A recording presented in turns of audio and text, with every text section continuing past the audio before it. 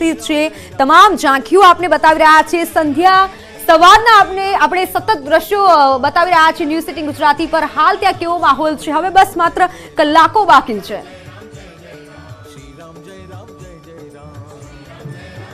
બિલકુલ, હવે 24 કલાકની પણ વાર નથી રહી એ ઘડી આવવાને, પરંતુ આ વચ્ચે જ ગુજરાતમાંથી જ્યાં ભક્તો આવી રહ્યા છે, સાધુ સંતો પણ અહીં આવી રહ્યા છે, ધૂણી થકાવી રહ્યા છે અને રામ નામ લઈ રહ્યા છે। ને એવામાં જ યોગી દેવનાથ પણ આપની સાથે અહીંયા છે। મહારાજજી આપની સાથે છે, ખૂબ ખૂબ સ્વાગત છે આપનું। ધન્યવાદ, આભાર, જય શ્રી રામ। યોગીજી, સૌથી મોટો આ ઉત્સવ છે પ્રભુ રામનો અને રામની ધરતી પરનો જે આ ઉત્સવ છે, આને કઈ રીતે જોવો છો? આ ભૂતોના ભવિષ્ય આવો ઉત્સવ અમે કોઈ દિવસ જોયો નથી અને ખાસ કરીને અયોધ્યામાં હું ઘણા ટાઈમથી છેલ્લે 20-25 વર્ષથી હું અયોધ્યા આવું છું। અત્યારે જો આજના ટાઈમ જો અયોધ્યા છે, આપણા નામ લાગે છે કે આ અયોધ્યાનો એક પુનર્જન્મ થયો છે અને સત્ય એવું લાગી રહ્યું છે કે પ્રભુ શ્રી રામ ચોક્કસ પધારી રહ્યા છે। આવો માહોલ એટલે અયોધ્યામાં આપણે કોઈ કલ્પના પણ ન કરી હતી, આપણે વિચાર પણ ન કર્યો કે અયોધ્યામાં આવો પ્રોગ્રામ થશે। એટલે છેલ્લા હું 2-3 દિવસ અયોધ્યાને જોઈ રહ્યો છું। અતિ આનંદ થાય છે, અતિ પ્રસન્નતા થાય છે અને પ્રભુ શ્રી રામની ભારત વર્ષ ઉપર અતિ કૃપા થઈ છે અને સનાતની ઉપર તો વિશેષ કૃપા થઈ છે કે આવા દિવસો આપણને જોવા મળી રહ્યા છે। આજે અયોધ્યાને જ્યારે જે સાજ શણગાર કરવામાં આવ્યો છે, એક મહેલની જેમ જાણે કે શણગારવામાં આવી છે। રસ્તા હોય, રસ્તા પરના સ્તંભ હોય અને મંદિર પરનો રસ્તો હોય, એવું લાગે છે જાણે ફરી એક વખત ત્રેતા યુગમાં આવી ગયા હોય। આપણે તો ત્રેતા યુગને ખાલી શાસ્ત્રોમાં વાંચ્યો હતો, પણ આજે આપણે અહીંયા ફરીને જોઈએ છીએ તો આપણે પ્રતીત થાય છે કે ત્રેતા યુગ પાછું આવી ગયો। ચોક્કસ આના ત્રેતા યુગમાં આવું હશે। આપે પણ જોયો હશે કે ગલી એક કઈ આપણે દિવાસળી ના મળે, ક્યાં કોઈ કાગળનો કટકો ના મળે, એટલી બધી સફાઈ, એટલી બધી વ્યવસ્થા, પોલીસ કર્મી હો, કર્મચારીઓ હો, આપણાને જો એક આનંદ થાય છે કે પ્રભુ શ્રી રામની કેવડી મોટી કૃપા થઈ છે અયોધ્યા ઉપર અને ભારત વર્ષ ઉપર। બિલકુલ, આ સાથે પ્રભુ રામજી પાસે, કારણ કે રામજીને જ્યારે આપણે વાત કરતા હોય તો એક મર્યાદા પુરુષોત્તમ રામની આપણે વાત કરી રહ્યા છે। એ રામ જે સીતાના રામ, સિયાવર રામની વાત કરી રહ્યા છે। એ રામ જે ભાઈ માટે એમનું જે દિલ હતું એટલું કોમળ હતું અને એક વચન માટે તેમણે વનવાસ પણ ભોગવ્યો હતો। એટલે એવા આપણે રામની જ્યારે વાત કરતા હોય તો એ રામ પાસેથી આજની પેઢીએ શું શીખવું જોઈએ? ચોક્કસ રામે જો સમાજને આપ્યો છે, આપે જેમ કીધું ભાઈ સાથે કેવો વ્યવહાર હોવો જોઈએ, માતા સાથે કેવો વ્યવહાર હોવો જોઈએ, સમાજ સાથે કેવો વ્યવહાર હોય। મર્યાદા પુરુષોત્તમ રામ ક્યાં બોલ્યા નથી પણ એ કરીને બતાવ્યો છે। આપણે ત્યાં કેવો છે કે કરણી અને કથનીમાં બેમાં સમાનતા પ્રભુ શ્રી રામ બતાવી છે। તો આજને સમાજને શીખવું હોય પ્રભુ શ્રી રામથી શીખે કે ભાઈ સાથે કેવો વ્યવહાર હોવો જોઈએ, સમાજ સાથે કેવો વ્યવહાર, મારો જીવન કેવો હોવો જોઈએ।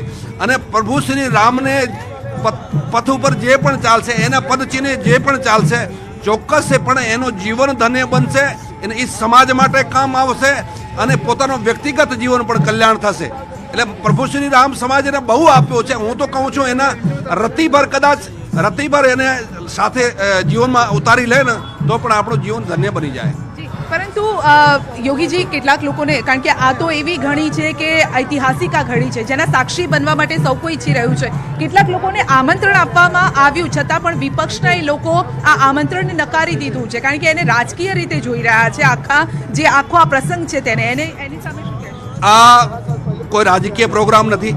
શ્રી રામ જન્મભૂમિ તીર્થ ક્ષેત્ર પ્રોગ્રામ કરી રહી છે।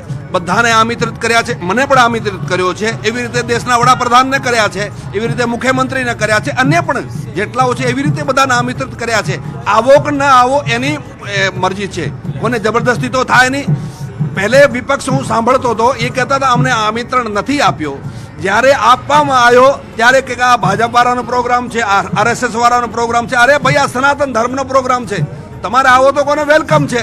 લેકિન એક હિન્દીની કહાવત છે, નાચ ને જાને આંગણ ટેઢા, નાચતે આવડે નહીં એટલે કે આંગણો તમારો બરોબર નથી।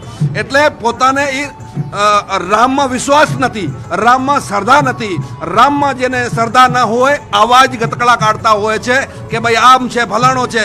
અરે તમને આમંત્રણ મળી ગયો છે, તમારે આવો, તમારે દર્શન કરવા હતા। તમને કોઈ ભાજપથી કાંઈ લેવો દેવો નહોતો, ના તો RSSથી કાંઈ લેવો દેવો, તમને આમંત્રણ મળ્યો છે। શ્રી રામ જન્મભૂમિ તીર્થ ક્ષેત્રે તમને આમંત્રણ પાઠવ્યો છે, તમારે દર્શન કરવા હતા।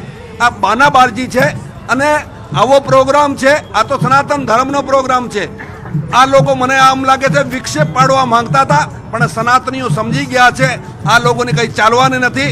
અને આ પ્રભુ શ્રી રામનો જો કાર્યક્રમ થઈ રહ્યો છે, આપે પણ જોઈ રહ્યા છો. આવો દિવ્ય અને ભવ્ય ભૂતોના ભવિષ્ય ક્યારે પણ પ્રોગ્રામ ન જોયો હોય આવો પ્રોગ્રામ થઈ ગયો. તો આ તો મને લાગે છે વિનાશકાલે વિપરીત બુદ્ધિ. આવો જોઈએ તો એ લોકોએ પોતાને પગે ઉપર કુહાડો માર્યો છે.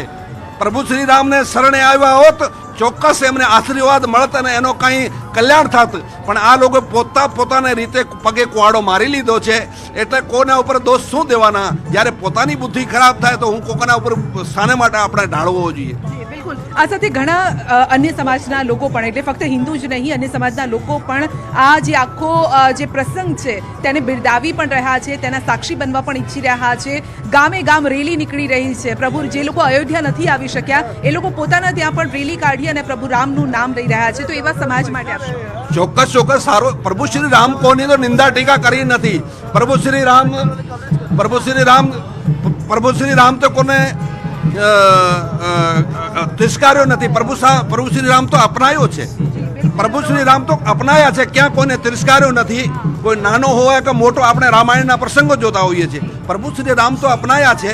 એટલે દરેકને કારણ કે આ તો કેવટના પણ રામ છે અને શબરીના પણ રામ છે. તો પ્રભુ રામ તો દરેકના છે. અને પ્રભુ રામ જ્યારે આવકારી રહ્યા હોય તો આવકાર અને આમંત્રણ જ્યારે મળ્યું હોય તો અહીંયા આવવું જોઈએ તેવું યોગી દેવનાથ પણ કહી રહ્યા છે.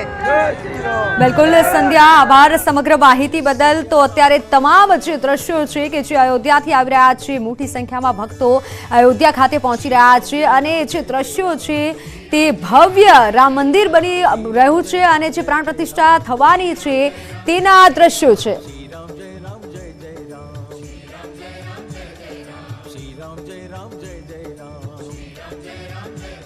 તો હાલ સમાચારોમાં સમય થયો છે વિરામનો.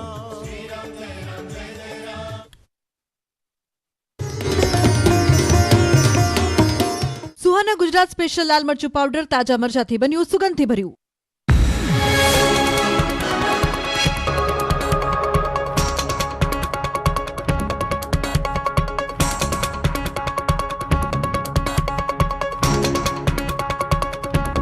સુહાના ગુજરાત સ્પેશિયલ લાલ મરચું પાવડર તાજા મરચાથી બન્યું સુગંધથી ભર્યું. सुप्रीम के 9 अयोध्या पहुंच्यो, सर्वत्र उत्साहનો માહોલ છવાયેલો છે.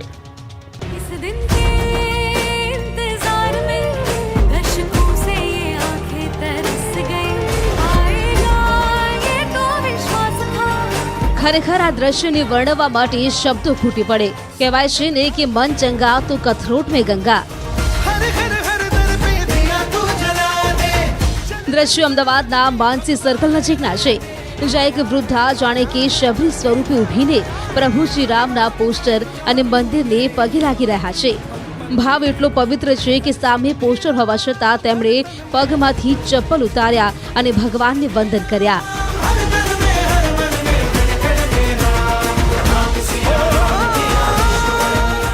આર્થિક રીતે કદાચ ગરીબ છે, પણ આધ્યાત્મિક રીતે સૌથી અમીર લાગી રહ્યા છે. શરીરથી વૃદ્ધ છે, પરંતુ ભક્તિના ભાવથી યુવાન છે. આ માતાજીને કરીએ વંદન.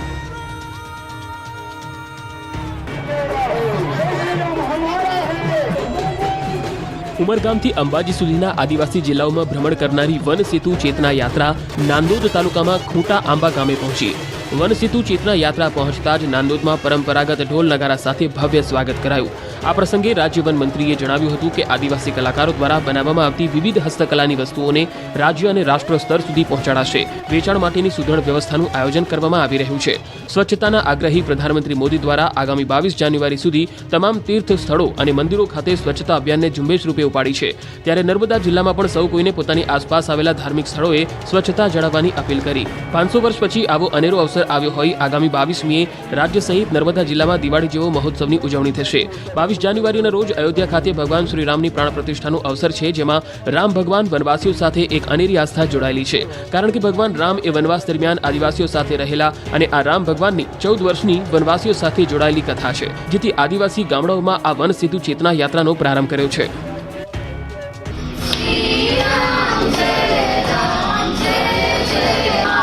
અયોધ્યા સહિત સમગ્ર દેશ રામમય બની ગયો છે. અલગ અલગ સ્થળેથી રામલલાના મંદિર માટે લોકો યોગદાન આપી રહ્યા છે.